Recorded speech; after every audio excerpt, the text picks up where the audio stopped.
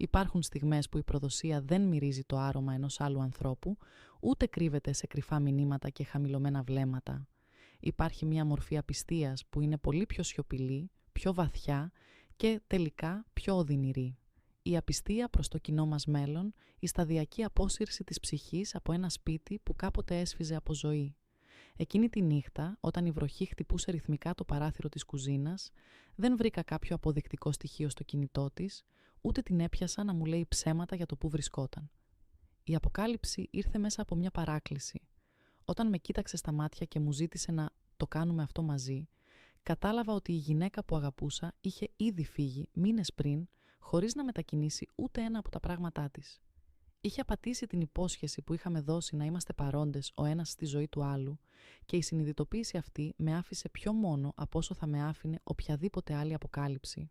Πριν προχωρήσω στο πώς εκείνη η απλή καθημερινή στιγμή μετατράπηκε στον καθρέφτη της δικής μου αποτυχίας να δω την αλήθεια, θα ήθελα να σας παρακαλέσω, αν βρίσκετε τον εαυτό σας μέσα σε αυτές τις σκέψεις για τις ανθρώπινες σχέσεις και το βάθος της ψυχής, να κάνετε ένα like σε αυτό το βίντεο και μία εγγραφή στο κανάλι μας. Η υποστήριξή σας είναι αυτή που μας επιτρέπει να συνεχίσουμε να μοιραζόμαστε αληθινές ιστορίες που δεν φοβούνται να αγγίξουν την ουσία των πραγμάτων. Μοιραζόμαστε αυτές τις εμπειρίες, όχι για να κρίνουμε, αλλά για να καταλάβουμε, και το δικό σας σχόλιο μπορεί να είναι η αρχή μιας συζήτησης που κάποιος άλλος έχει ανάγκη να ακούσει σήμερα. Η ζωή μου με τη Σοφία ήταν πάντα μια σειρά από ήσυχες βεβαιότητες. Ζούσαμε σε ένα σπίτι που το είχαμε χτίσει με κόπο, όχι μόνο με τούβλα και ξύλο, αλλά με συνήθειες. Ο πρωινός καφές που πίναμε χωρίς να μιλάμε, όχι επειδή δεν είχαμε τι να πούμε, αλλά επειδή η σιωπή μας ήταν άνετη. Οι Κυριακές στο πάρκο, οι συζητήσεις για το αν θα αλλάξουμε το χρώμα στους τοίχους, οι μικρές νίκες στην εργασία μας. Για χρόνια πίστευα ότι αυτή η έλλειψη δράματος ήταν η απόδειξη μιας ακλόνητης αγάπης. Πόσο εύκολο είναι να μπερδέψεις τη ρουτίνα με τη σύνδεση. Όταν ο θόρυβος των συναισθημάτων καταλαγιάζει, συχνά δεν παρατηρείς ότι η φωτιά έχει σβήσει και έχει μείνει μόνο η ζεστασιά της στάχτης. Τον τελευταίο χρόνο ένιωθα μια παράξενη απόσταση, αλλά την ονόμαζα ωριμότητα. Έλεγα στον εαυτό μου ότι μεγαλώνουμε, ότι η καθημερινότητα είναι βαριά, ότι δεν μπορούμε να είμαστε πάντα στην ίδια ένταση. Η Σοφία άρχισε να περνάει περισσότερο χρόνο στο γραφείο της στο σπίτι, να διαβάζει βιβλία που δεν μου ανέφερε ποτέ, να κοιτάζει έξω από το παράθυρο με ένα βλέμμα που έμοιαζε να ταξιδεύει σε μέρη που εγώ δεν είχα χάρτη να ακολουθήσω. Δεν υπήρχε τρίτο πρόσωπο, δεν υπήρχε ανταγωνισμός. Υπήρχε μόνο ένα κενό που μεγάλωνε αθόρυβα, όπως μεγαλώνει μια ρογμή σε έναν τοίχο που κανείς δεν προσέχει. Εκείνο το βράδυ το σπίτι ήταν ασυνήθιστα ήσυχο. Καθόμουν στο σαλόνι προσπαθώντας να συγκεντρωθώ σε μια ταινία, αλλά το μυαλό μου ήταν κολλημένο στον ήχο των βημάτων της από πάνω. Μετά από λίγο κατέβηκε τις σκάλες. Δεν κρατούσε το κινητό της, δεν φαινόταν αναστατωμένη. Κρατούσε μόνο ένα παλιό ξύλινο κουτί που είχαμε στο πατάρι. Το ακούμπησε στο τραπέζι της κουζίνας και με φώναξε. «Θέλω να με βοηθήσεις σε κάτι», μου είπε. Η φωνή της ήταν σταθερή, αλλά είχε μια χρειά που με έκανε να νιώσω ότι το έδαφος άρχισε να τρέμει κάτω από τα πόδια μου. Πλησίασα και κάθισα απέναντί της. Μέσα στο κουτί υπήρχαν φωτογραφίες, παλιά εισιτήρια από ταξίδια, σημειώματα που είχαμε γράψει ο ένας στον άλλον πριν από 10 χρόνια. «Θέλω να τα ξεδιαλέξουμε», συνέχισε. «Θέλω να αποφασίσουμε τι θα κρατήσουμε και τι θα πετάξουμε. Θέλω να το κάνουμε αυτό μαζί τώρα». Στην αρχή πίστεψα ότι ήταν μια προσπάθεια επανασύνδεσης, μια νοσταλγική αναδρομή για να θυμηθούμε ποιοι ήμασταν. Αλλά καθώς αρχίσαμε να απλώνουμε τις φωτογραφίες στο τραπέζι, κατάλαβα ότι η πρόθεσή της ήταν ακριβώς η αντίθετη. Δεν κοιτούσε τις φωτογραφίες με αγάπη ή με πόνο. Τις κοίταζε με την απόσταση ενός ιστορικού που εξετάζει τα ερείπια ενός πολιτισμού που έχει εκλείψει προπολού. «Αυτή η φωτογραφία από την Πράγα», είπε, δείχνοντάς μου μια εικόνα όπου γελούσαμε κάτω από τη βροχή.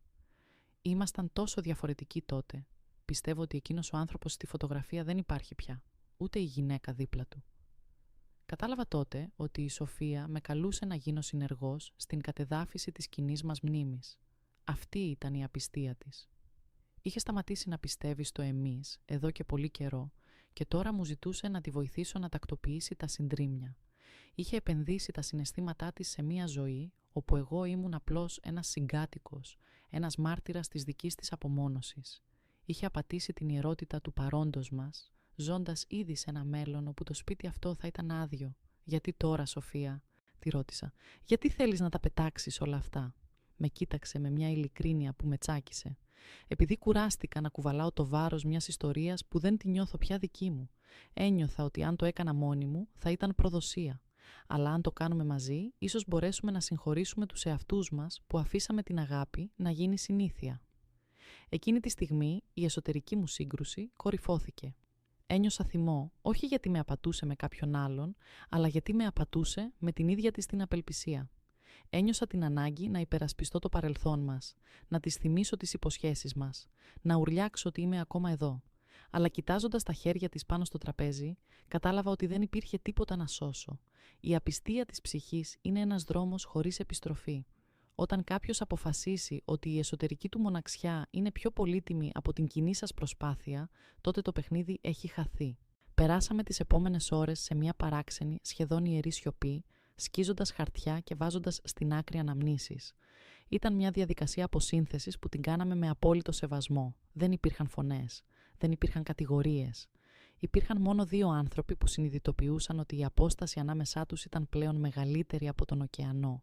Άρχισα να αναλογίζω με τη δική μου συμμετοχή σε αυτή την απιστία. Πόσες φορές είχα δει τη θλίψη στα μάτια της και επέλεξα να την αγνοήσω επειδή ήταν πιο εύκολο να μιλήσω για τα κοινόχρηστα. Πόσες φορές είχα απατήσει κι εγώ την ανάγκη της για ουσιαστική επαφή, προσφέροντάς της μόνο την ασφάλεια μιας σταθερής παρουσίας. Η συνειδητοποίηση ήταν σκληρή. Η απιστία δεν ξεκινάει από το κρεβάτι κάποιου άλλου, αλλά από την κουζίνα του δικού σου σπιτιού, όταν σταματάς να ενδιαφέρεσαι για το τι κρύβεται πίσω από το καλά είμαι του συντρόφου σου.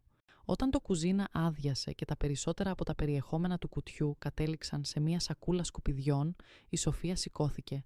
Με ακούμπησε ελαφρά στον ώμο. Δεν ήταν ένα άγγιγμα πάθους, ούτε καν στοργής. Ήταν ένα άγγιγμα αποχαιρετισμού, μια αναγνώριση ότι το έργο μας είχε τελειώσει.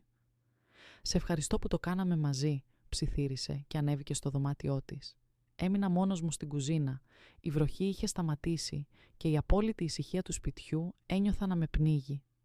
Κοίταξα τις λίγες φωτογραφίες που είχαν απομείνει πάνω στο τραπέζι. Ήταν εκείνες που δεν μπορέσαμε να πετάξουμε, όχι επειδή μας θύμιζαν την αγάπη μας, αλλά επειδή μας θύμιζαν το ποιοι θα μπορούσαμε να είχαμε γίνει αν είχαμε το θάρρος να κοιτάξουμε τη ρογμή όταν ήταν ακόμα μικρή.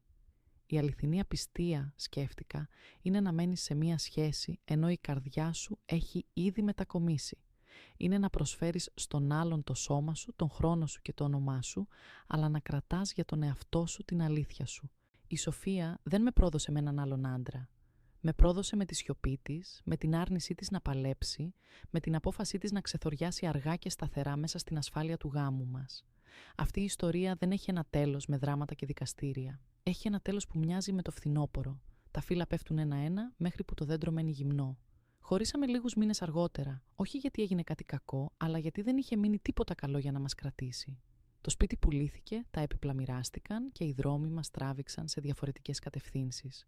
Όμως, ακόμα και τώρα, συχνά πιάνω τον εαυτό μου να αναρωτιέται. Πόσοι από εμάς ζούμε αυτή τη στιγμή σε σπίτια φαντάσματα? Πόσοι από εμάς κοιμόμαστε δίπλα σε ανθρώπους που αγαπάμε, αλλά που έχουν ήδη αρχίσει να ξεδιαλέγουν το κουτί της δικής τους μνήμης, χωρίς να μας το πούν? Η απιστία της ψυχής είναι η πιο δύσκολη να ανιχνευθεί, γιατί φοράει το προσωπείο της κανονικότητας. Η συνειδητοποίηση εκείνης της νύχτας με άλλαξε.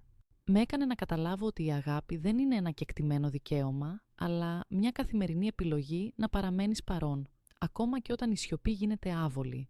Έμαθα ότι το να κάνεις κάτι μαζί με τον άνθρωπό σου δεν πρέπει να είναι ο αποχαιρετισμός, αλλά η διαρκής ανανέωση της υπόσχεσης ότι θα προσπαθείς να δεις τη ρογμή πριν γίνει χάσμα. Σήμερα, όταν βλέπω ένα ζευγάρι να κάθεται σε ένα εστιατόριο και να κοιτάζουν και οι δύο τις οθόνες των κινητών τους, δεν βλέπω απλώς την τεχνολογία.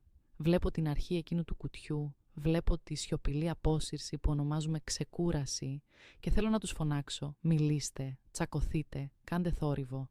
Οτιδήποτε είναι προτιμότερο από την ευγενική κατεδάφιση που έρχεται όταν το μόνο που σου μένει να ζητήσεις από τον άλλον είναι να σε βοηθήσει να πετάξεις τις αναμνήσεις σας. Η ζωή είναι πολύ μικρή για να τη ζούμε σε προσχέδια και η αγάπη είναι πολύ ιερή για να την αφήνουμε να απατάται από τη δική μας απάθεια. Ίσως το πιο δύσκολο πράγμα στον κόσμο να μην είναι να βρεις τον άνθρωπό σου, αλλά να έχεις το θάρρος να παραμείνεις εκεί όταν η μαγεία υποχωρεί και μένει μόνο η γυμνή αλήθεια δύο ανθρώπων